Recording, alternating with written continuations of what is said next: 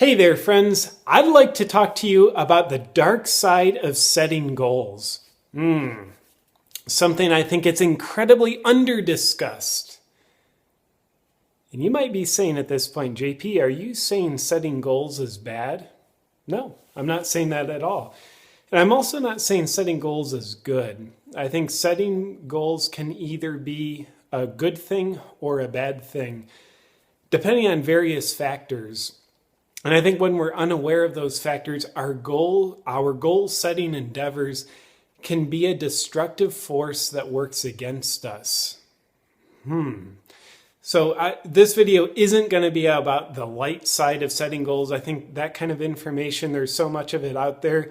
I don't want to be redundant with it here. I'd like to expose the underbelly of goal setting, the dark side that can work against us that we're usually not aware of and that's usually not talked about.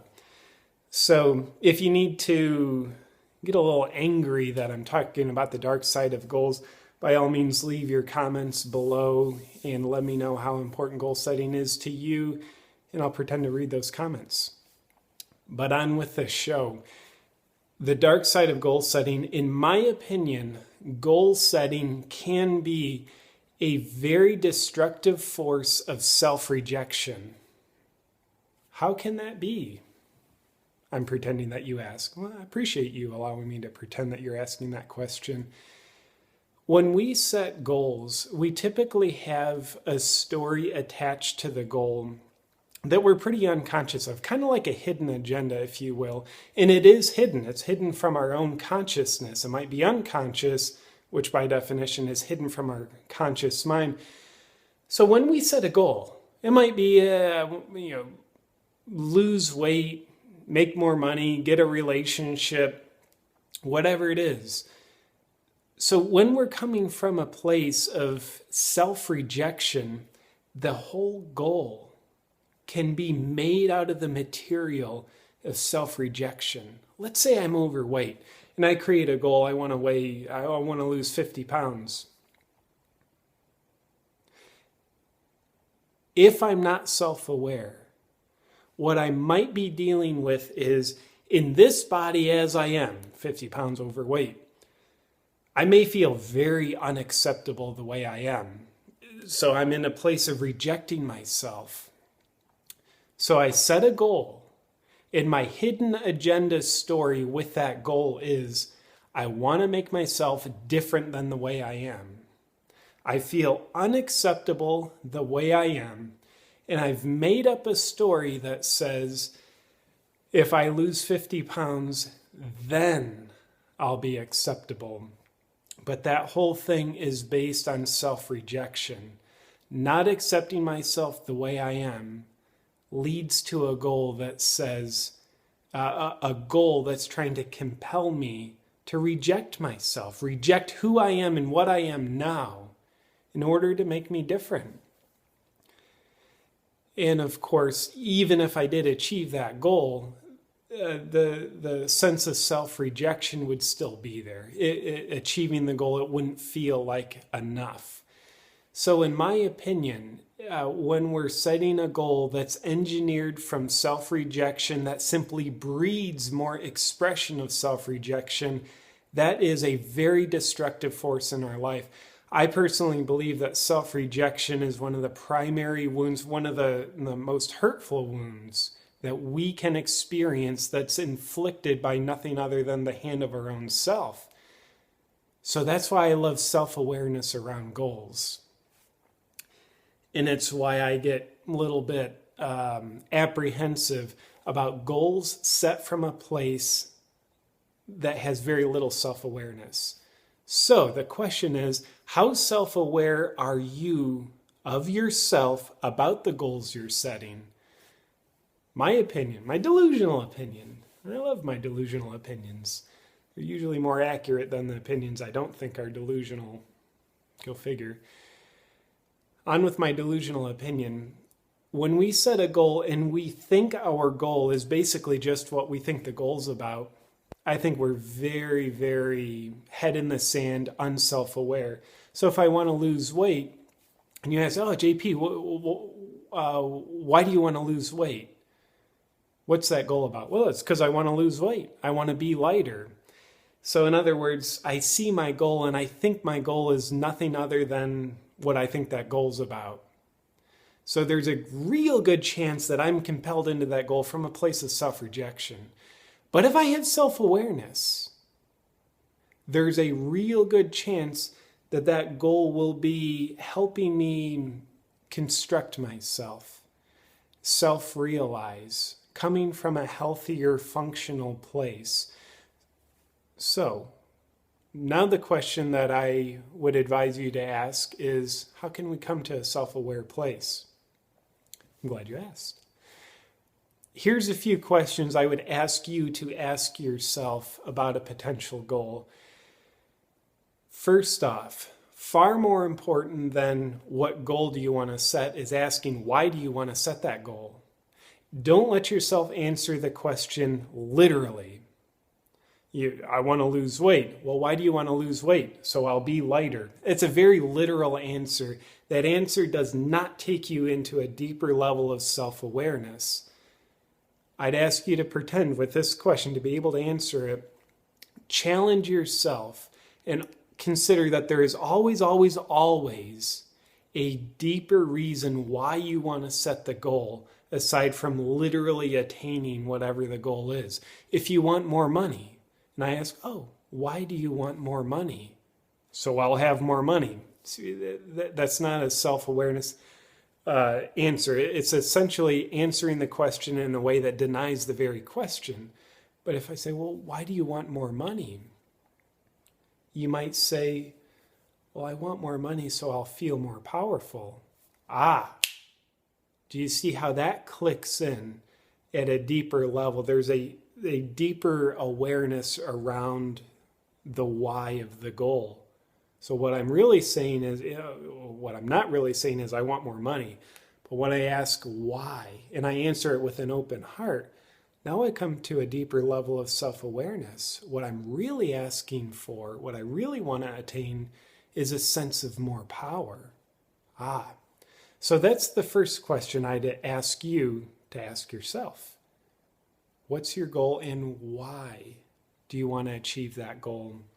Second question to help breed your self-awareness around goal setting so that your goals don't work against you as much would be, what does your goal represent to you? What does it symbolize to you? Is another way of asking the same question. So you have a literal goal, I want to lose weight. What does that symbolize to you? What's the symbolic representation of losing weight? The literal is losing weight. The symbolic, that's a symbol always carries more consciousness, more awareness than a literal expression. That's why I'm inviting you to go into the symbolic consciousness of your goal. So if I wanted to lose weight, what does that symbolically represent to me? It might be, I would be more desirable if I lost weight. So symbolically, what losing weight represents to me is being more desirable, which if I listen to that, that tells me there's probably a part of me that feels undesirable current state. So instead of having that whole thing be an act of self-rejection, I don't feel desirable, and I'm going to reject the part of me that doesn't feel desirable, which will make that part of me feel even less desirable. So it's wounding the wounded part of me as I just blindly pursue this goal. But if I pursue the goal, not saying don't pursue the goal, by all means do it, but do it with self-awareness and therefore awareness of knowing what you're actually pursuing. If you're pursuing an escape from yourself, then how would you like to find out you're doing that? Even though you didn't know you were doing that. But if you realize, here's the awareness about myself. Part of me feels undesirable. I can connect to that and work on it so that my goal can be something greater than self-rejection. Because kind of by definition, if I start accepting the part of me that I was otherwise about to reject with this goal, then the goal can no longer be an act of self-rejection, because I'm very consciously embracing that part of me, not rejecting, consciously accepting that part of me that felt unacceptable. My voice almost just cracked. Means I'm probably about to hit puberty. That's exciting. Wonder what it'll be like to grow facial hair.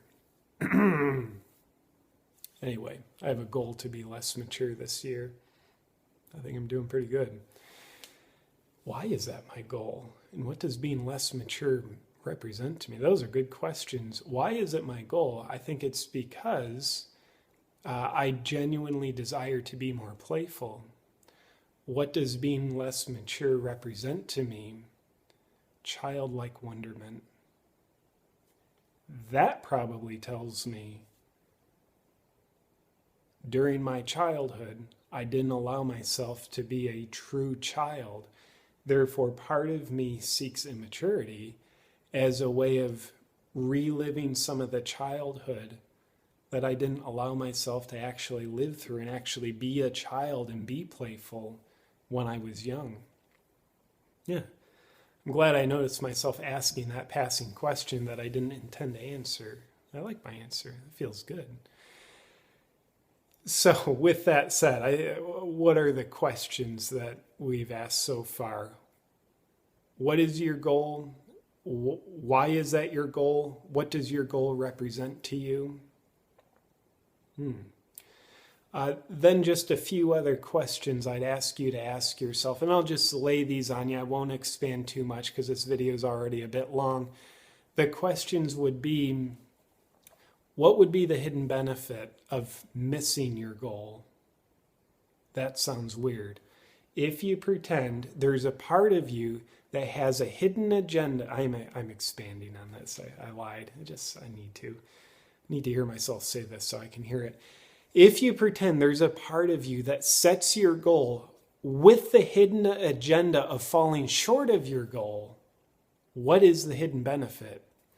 And I'll give you, based on my experience working with thousands of clients, generally speaking, this helps us look face to face with a potential shame addiction. The inner shame addict inside all of us wants to set a goal so that we can fail at the goal, so that we can shame ourselves for missing the goal. And I'm going to link a video below I did on healing shame. You can find that in the description below to check out more on how you can actually work with healing your shame that drives your inner shame addict. So in my experience, missing a goal so we can shame ourselves for failing at the goal is one of the principal reasons that drives so many of us to not achieve our goals. However, if we have the consciousness before we even embark on the journey of our goal to start processing this and become aware of the potential hidden benefit of feeding our inner shame addict and how failing at a goal enlivens the shame cycle, we can process that consciously, mentally and emotionally, so we don't have to act it out in our physical three-dimensional reality. In other words, we can process failing a goal before we even embark on the goal, so that we don't have to fail at the goal once we've started it. So I'd ask you to consider that. What might be the hidden benefit for a part of me of failing at this goal? Another question I'd ask you to ask yourself is simply, am I looking to achieve this goal to make myself different than I am right now? Is your goal, are you making your goal a fundamental element of your character? Or are you allowing your goal to be something other than who you are? If you're very self-identified with it, then my invitation is just be aware of that. It probably means the goal's an act of self-rejection. It means you'll be consumed by the dark side of the goal. But if you're aware of that, there's probably less darkness and less destruction involved with your goal. Am I self-identified with my goal, whatever it is? Or am I letting it be something other than who I am? Well, these are a bunch of questions I'd invite you to keep dancing with about any goal that you feel is worthy of being set. If a goal is truly worthy of being set, then I think your goal you're setting is truly worthy of being inquired upon, contemplated, so you can come to a deeper level of self-awareness and consciousness through the doorway of your goal. And in my opinion, being able to do that means your goals help your self-realization. Your goals help you grow and become a stronger person, rather than your goals being engineered out of self-destruction and becoming a force that makes you less self-aware. So with that said, I appreciate you dancing with me during this very unconventional view of goal setting. I hope you can be very aware of the dark side of goal setting. And if you're not very aware of it, I hope you can be aware of how unaware you are of the dark side of goal setting. And I would also invite you to have the goal of subscribing to my channel if you've yet to do that. Just be sure you understand why you're subscribing, what subscribing represents to you symbolically. Be aware of the potential hidden benefit of failing to subscribe. And also consider, is subscribing to my channel, is that an act of self-acceptance, self-rejection? Are you making subscribing to my channel an expression of who you are, self-identified with, or just something you're adding to yourself? Good God, I've had too much caffeine today.